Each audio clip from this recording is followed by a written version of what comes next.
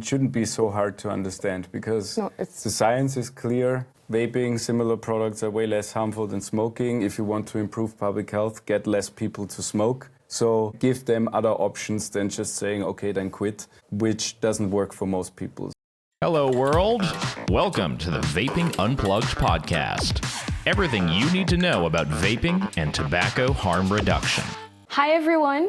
Welcome to Vaping Unplugged podcast, your favorite podcast on vaping and harm reduction. And today we're having the team all gathered and reunited, at least most of it. And I would like to start our today's episode with just an ice-breaking question. For you guys, how is a typical day at WVA? Working for WVA? Yeah, sure. I think it is very dynamic. It can go both ways, right? It depends. We wake up in the morning and we see if some politician said or did something terrible. Then it can be a very busy day, and we have to do a little bit of everything from social media work to sending out press releases, blog posts, email to politicians. Or other days is more about working in campaigns that we take more longer term. So campaigns like Mythbusters or the Back Vaping Beat Smoking campaign, in which we are regularly posting content in social media or working on World Vape Day. It really depends a lot. It varies a lot on what the news of the day or the week are. And I think it also depends on the day. If, Alberto, you remember a couple of weeks ago, we were in Brussels and we had our Champions of Change campaign there. This day was a bit different because it started, first of all, early, and we had Champions League kind of backdrop, which was quite big, a podium, because we wanted to celebrate Sweden, Czech Republic and Greece for their harm reduction work and their successes.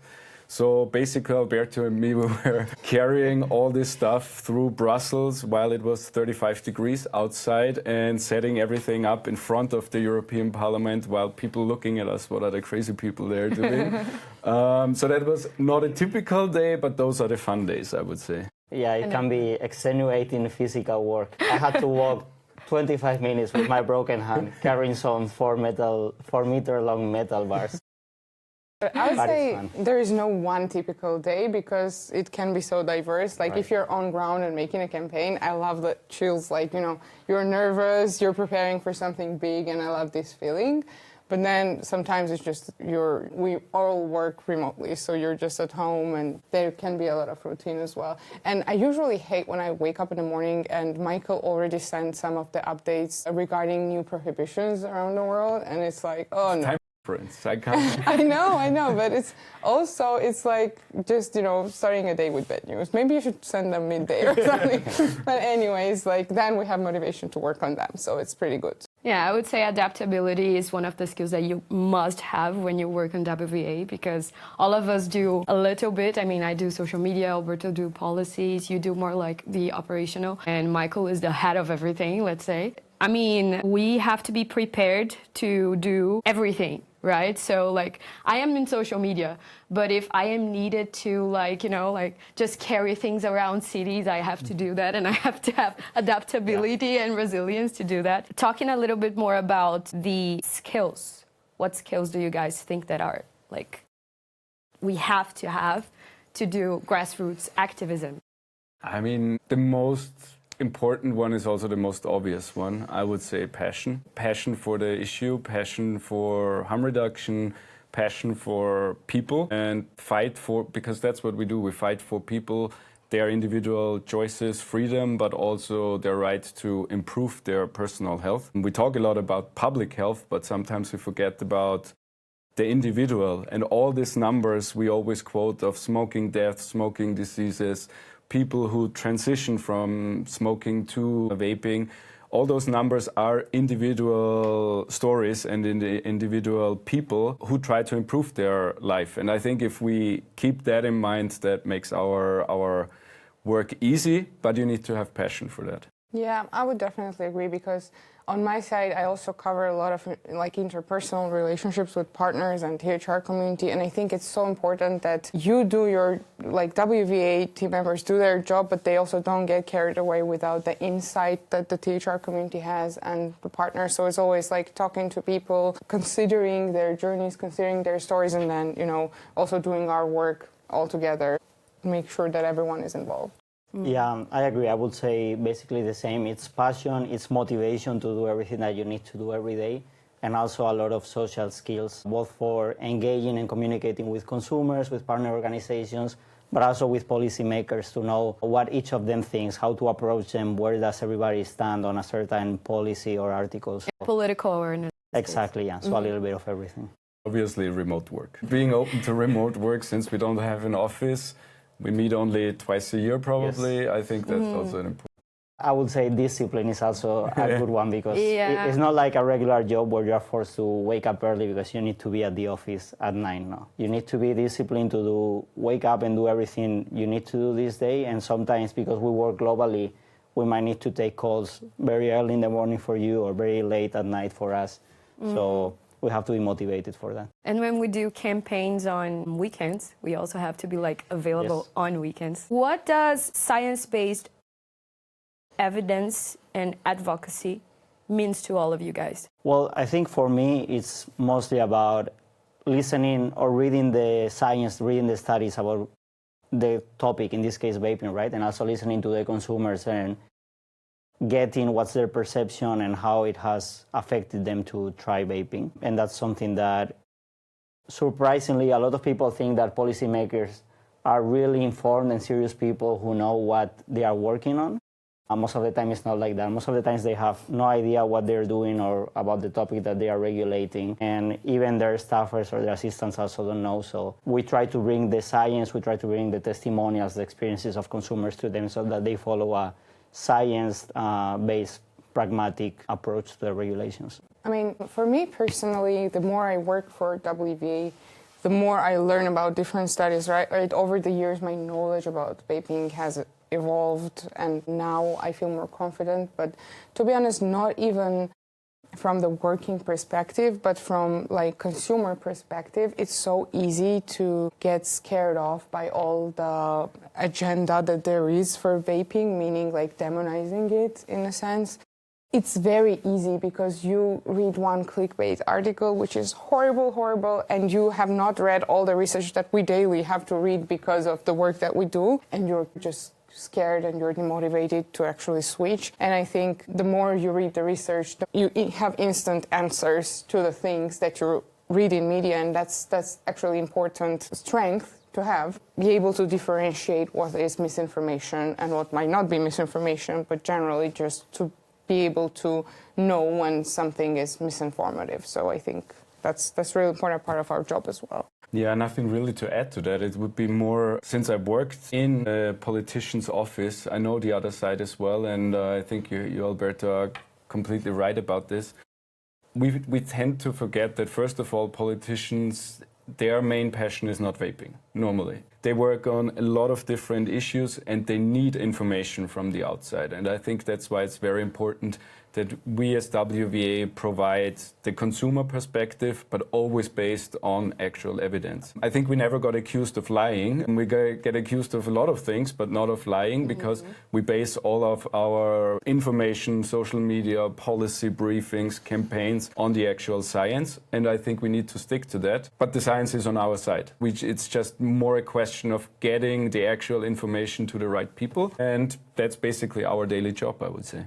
And differentiating like myths to the actual truth and science-based evidence, and pass it through, you have to have like very clear communication so you don't pass misinformation, because WVA is also about fighting against misinformation and fighting against mainstream media. And if we're passing misinformation with misinformation, it's not very effective, right?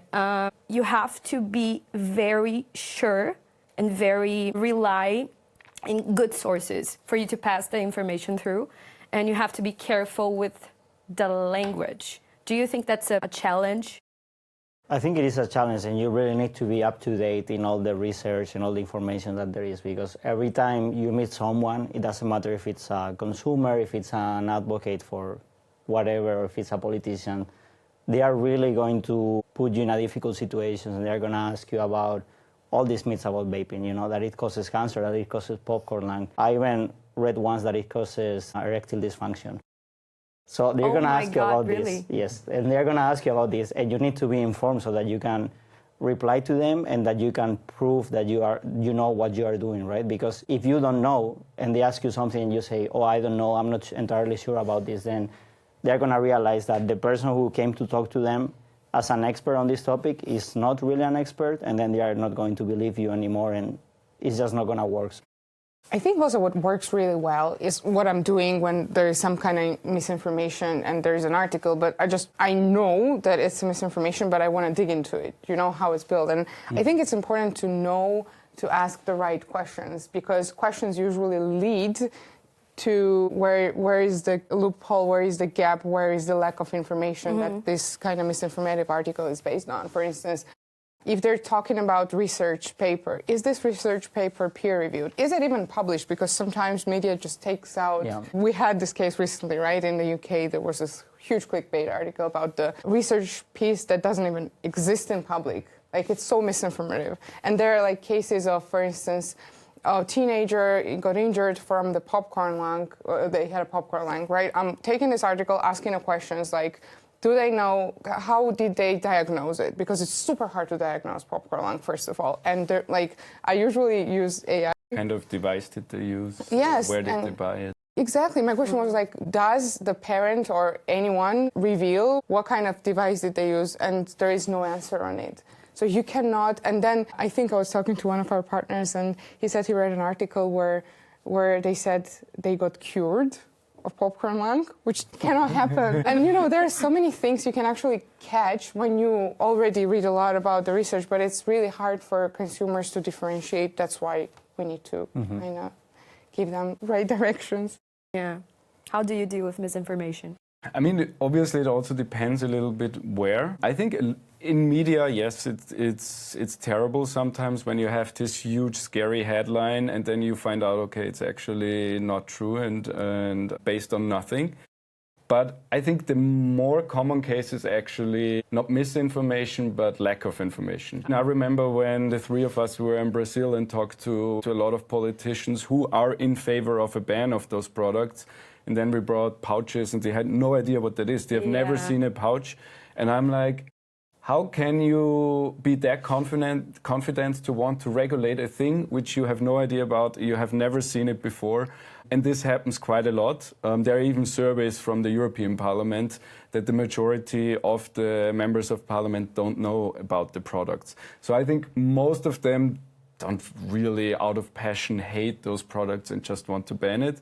They just have no information at all. And that's why I think it's important for us, but even more important for consumers, to speak up and get in contact with politicians and tell their own story. Nobody can deny that. It's an evidence point, every single story, and the evidence is growing by every day. So I think consumers need to really act and contact their politicians, their local media, and tell about their story. I actually have a follow-up question for you on that. I'm really interested in your opinion. So do you think there is a lack of information among policymakers, as you said, right? But why do you think that is happening? Because I have a take on that from the WHO end, because I think it's so authoritative that many policymakers just by default listen to what they say and don't have a motivation to actually go and research it more in depth.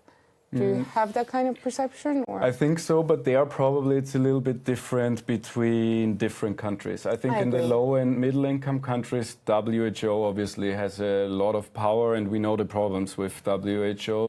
Their main donor is Michael Bloomberg, who hates basically everything that is fun, but especially vaping.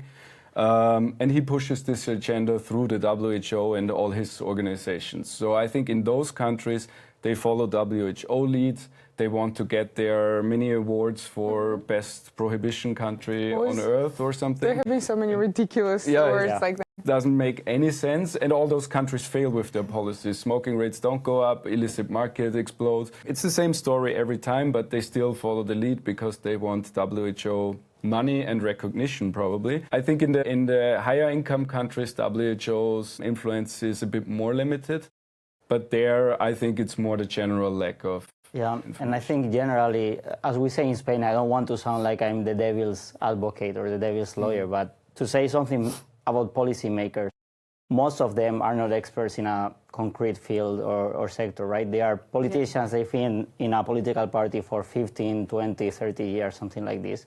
And they got elected and they have to work on a huge variety of different topics that they don't really know about. Whoever approaches them with some incentives like the WHO does, they are very keen to listen to them, and if there is some price to them, like sometimes other countries get money for changing policies, development money, so basically WHO buys a country's politicians to change a concrete policy, or they get to travel somewhere or to get elected to work for the WHO somewhere else. So that's something that if they don't know about the topic and they get offered with these things, it's very difficult to counteract from our side because we obviously cannot offer these things to them. But I would say on a general note, especially in high-income countries in Europe, it's just lack of information. They have to work on this, but they don't know about it, so they need us to step in and talk to them. And since you have like lack of information inside parliaments and congresses, I think that's why consumers have to get involved with this, because consumers are voters. So when you take to the perspective that consumers actually vote, you can push the politician that you voted for to get informed about harm reduction and science-based policies. Yeah, and I think that a lot of consumers might not know this, and it's good if they actually realize now, because a lot of politicians are very accessible. You can just go to the parliament website in your country and look for whoever represents you, find his email, find his office telephone number, and just call and tell them your story or send them some information. And many of these times they are going to reply to you and they are going to listen to you. What's been the most memorable moment for you at WVA? Probably all of COP campaigns, I would say. COP is always very challenging because their countries discuss future tobacco control recommendations. It's not law, but a lot of countries follow that. And no consumer voices are allowed. So basically we are completely shut out of the debate.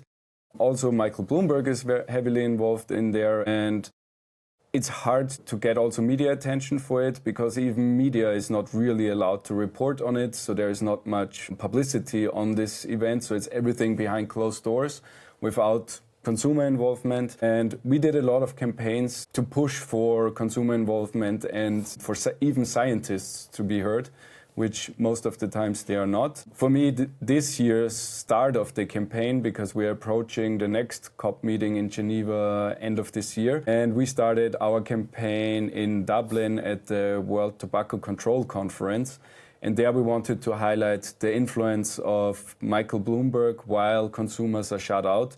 So we had a huge light projection on the conference building where we are not allowed to enter. So we projected our messages on the center and it looked really amazing. And then the next day when the conference actually started, we had a silent protest there where we gathered consumers in front of the entrance. We taped our mouths to symbolize the silencing of consumers and got a lot of media attention finally to this. And you could see how surprised the delegates there were, because I think it was the first time at such a conference that they saw some backlash. And we will keep doing that for COP11 in Geneva as well. Let's hope it doesn't end like last time where the two of you got escorted away by security. Well, I doubt that. Let's see. But yeah, that actually brings me to the topic about like more memorable day. That was the World Vape Day, I think, last year, if I remember that correctly. And we were in Geneva spreading awareness in front of WHO headquarters about why WHO should stop this kind of misleading campaign against vaping and actually endorse it as a harm reduction tool. So we're talking and we tried to be there, but then at some point a policeman approached us and they were like, get out. It was a bit of adrenaline, but that's what it takes, right? Yeah. I mean, it was fine. But then we didn't stop. Like, we went around the city and just talked to people. We were in front of UN headquarters as well. It was fun, just so that people know we weren't even inside the building. We were just outside in the street, like 200 meters away from the building, holding some posters. And the security came to us and tried to kick us out. No, they didn't try. They kicked us out. They did, actually. Yes, they pushed us away. Yes. Yeah, I think my most memorable moment was when we held last year this protest in Mexico. That was a really cool thing that we did. And it was, I think, very vibrant. We had over 200 people there in front of the Congress protesting, which is something that you don't usually get with vapers because normally they are not as activated as they were this time in Mexico. and also was very productive because we got a lot of media attention. At the same time, some members of parliament actually came out to talk to us, and they got us inside the parliament, and we could talk with different parties. So I think of the things that I have done with WVA, that was the coolest one. I mean, I love talking to people, and to have WVA for the first time in Brazil, I think it was my highlight. You know, when we launched the Legalize Vaping campaign, and we had a stand in this conference, and we had like our logo very big in our stand. It's like World Vapers Alliance, and I mean, Brazil is full of misinformation, so people were like, what is this? Vaping propaganda, nicotine propaganda. And then they gathered, and we explained a little bit more about harm reduction and why legalizing vaping in Brazil is important to improve public health rates. And they all got like very curious and like, wow, I didn't know about that. I didn't know that we had such massive scientific evidence about vaping, and I didn't know that it did work in other countries. So to give information, real information and the truth to people was very memorable for you, especially in my country personally. That actually reminds me of one case. Like I was at the panel discussion at one of the conferences, and I think it was 2 years consecutively that we had a panel around THR there. And we were talking about challenges globally, like political challenges, policy challenges for vaping and less risky nicotine products. And then after the panel ended, I had like one person from the audience approaching me, and he was like, first time I heard about you and your organization, I just didn't understand what you were doing and why should someone talk about that. I do actually. And he started asking me so many questions. So I think it's the matter of like getting the word out, just explaining it to people, and then it makes sense to them. It's just so much lack of information that at some point they are confused. But, you know, once you get the word out, all of it is very logical and makes sense. I mean, it shouldn't be so hard to understand because the science is clear. Vaping, similar products are way less harmful than smoking. If you want to improve public health, get less people to smoke. So give them other options than just saying, okay, then quit, which doesn't work for most people. So it would be very easy, but unfortunately in reality, it rarely is that easy. And how can people and consumers get involved with WVA? Of course, becoming a member of WVA is the first step. And I think the important role a consumer organization can play to help guide the individual consumer through all the things that are happening. There is so much regulatory progress or also steps when a law or when a politician tries to implement a law, it has so many steps that it's hard to just follow all this. And that's what we try to do. We try to activate the right consumers in the right country at the right time and direct them towards the right people. It's so sometimes quite complicated, but as an individual, you can't really follow that.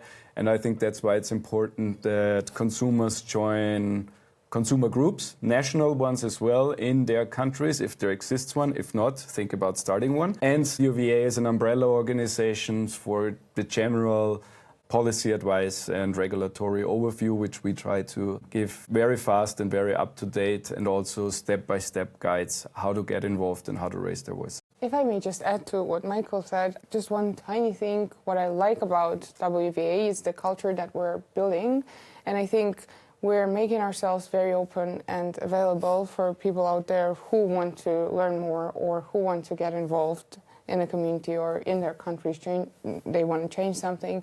So it's in case you are watching this and you want to get involved and you don't know how to start, you can reach out to Liza.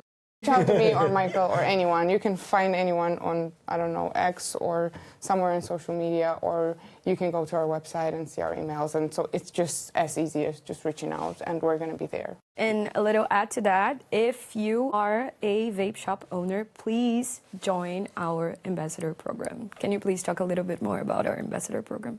Yeah, of course. I think Alberto has been recruiting a lot of ambassador shops among Latin America. It's been great. Yes, I think it's a very useful program for vape shops generally because it allows them to support our work in a very big way with not so much effort. All they need to do is sign up to our program, and we're going to send them information, newsletters, and even materials that they can share with their consumers.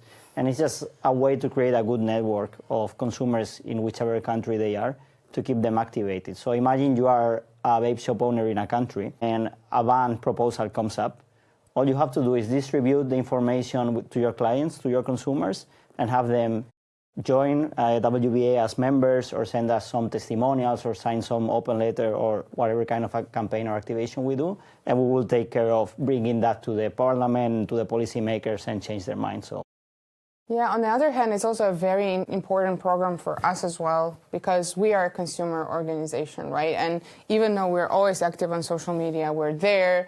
Sometimes there are some people who might, I don't know, don't have social media accounts if something like that happens today. But anyways, they walk into the vape shop, and vape shop owners are usually people who are activists and who are very passionate about the cause. Most of them are launching the vape shops because they had some kind of personal story, and then they decided to, provide these products for other consumers who are having the same struggle with smoking. So, it's important because these people can actually personally, they know consumers, they talk to them, and they help us spread the message, and they help us, kind of inform consumers what is going on in their countries and how can they fight back. And what do you think are WVA highlights and also next steps? Highlights in terms of policy wins we are celebrating kind of the 5-year anniversary of WVA. So I guess from the past, the policy wins are definitely the Beating Cancer Plan, where we had a big campaign where we worked on. And for the first time in history, one of the EU institutions recognized vaping as a smoking cessation tool. That's a really big step because historically all the EU institutions are very hostile against harm reduction, at least tobacco harm reduction. And that changed the needle a little bit. And the other one was where Alberto and I worked very hard on this outdoor vaping ban, where they wanted to apply the same rules for vaping which apply to smoking too. And it didn't look good, but the recommendations from the Commission went to the Parliament, and we tried to make it less bad probably. But in the end, the whole Parliament voted against it. So it was a very big win. And that already leads to the future. I think we have 2 main issues coming up. The one is COP11, which we already mentioned, where vaping and other harm reduction products will be under attack. That's for sure. We will definitely hear about flavor bans, higher taxation, all those kind of things. So we already started our Voices Unheard campaign, and that will continue and increase over the next few months. And then next year, most likely, the Tobacco Products Directive starts in the EU, which can be the end for vaping or can be a good regulatory framework. We will see. We will fight for the latter. And it's not only important for the EU, but also globally, because if the EU implements bad regulations, a lot of other countries and regions will follow their lead.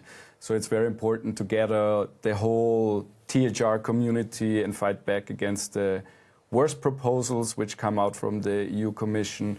They will be very similar: flavor bans, higher taxation, tighter regulation. So we will have a lot of fighting to do in the next 1 to 2 years.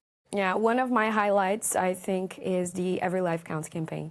Because to gather 100,000 signatures and send to the politicians is, quite outstanding. Yeah. But also, I am very excited to do something similar, maybe in the next few months, in Latin America. I mean, if we get a close approach on evidence-based policies in Latin America and fight stronger over misinformation, especially because that's essentially what you have in Latin America is lack of information and misinformation, not just in the population, but also within politicians and within the Congress and institutions. So if we have the chance to do something similar to Every Life Counts and gather people's signatures to legalize vaping and to regulate and fiscalize what's in the market right now, it's definitely going to increase public health numbers if we get this achieved. I mean, Latin America is another continent that we can just get ourselves in an adventure, so yeah. Yeah, I completely agree. I would say my highlights were those that Michael mentioned policy-wise, so the Beating Cancer Plan and the Smoke-Free Environments recommendation, which we managed to have rejected, which was a huge success. And then activation-wise, because I think that it's very hard to activate consumers sometimes, so being able to gather 100,000 signatures, I think that was a huge accomplishment. It really shows that there is passion for these products and that there is people willing to fight for these products. And at some point, policymakers are going to have to listen. Yeah. What about you? I mean, for me, I also loved all the World Vape Day days because this is just a great, it's like a new year for vapers, I think. It feels like a new year for vapers, and it's just another great opportunity for us to stay connected with the community, remind each other why we fight for vaping, what's important, and also gather more people around us, I think. So it's been an adventure. Do you guys have a final message to give to our listeners? Sure, just join us, become a member of the World Vapers Alliance if you aren't yet, spread the word about vaping, and help us fight for better regulation everywhere. And vape on. Vape on. Yes. You're not alone in this fight. You can always join WVA by the ambassador program, the fellowship program, or simply becoming a member. As Michael said, if in your country you don't have a consumer organization or something like WVA, but nationwide, consider starting one and count on us. I mean, we're an umbrella organization and we're here to support you in whatever ways you can. And that's it. As always, don't forget to vape on. See you in the next episode. Bye-bye.